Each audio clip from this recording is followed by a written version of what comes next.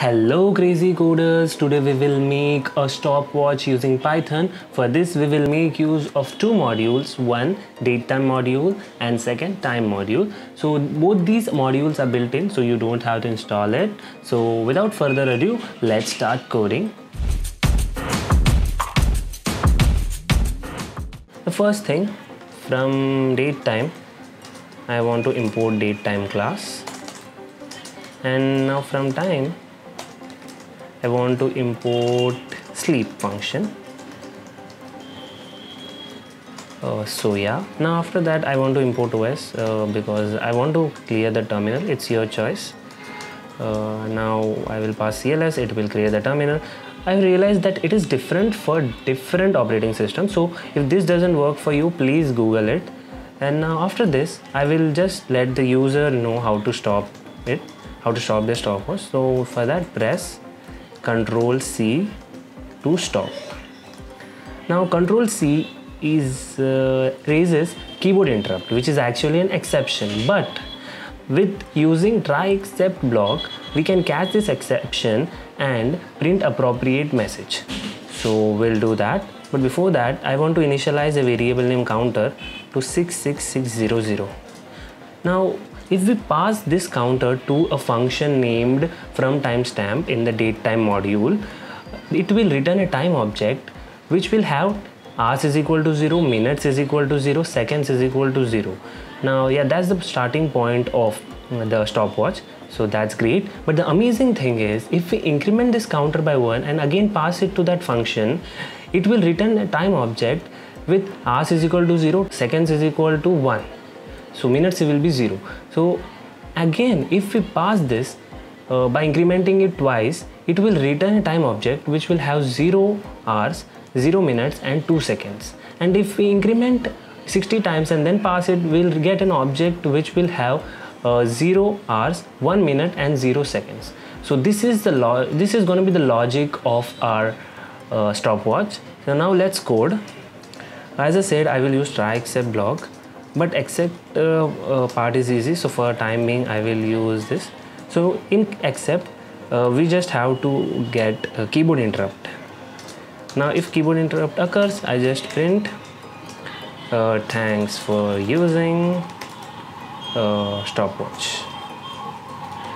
So yeah, keyboard interrupt only occurs when Control C, and according to our instructions, Control C is the stopping logic. Now in try block I will use a while loop with a true condition. So this is an infinite loop and it will only break if Control C happens, which is keyboard interrupt. And now in the loop I will create a variable named TT which will hold the object. Now I want to call that function which I mentioned, datetime dot from timestamp, and I will pass this counter to it. So it will return an object with all other information, but since I want only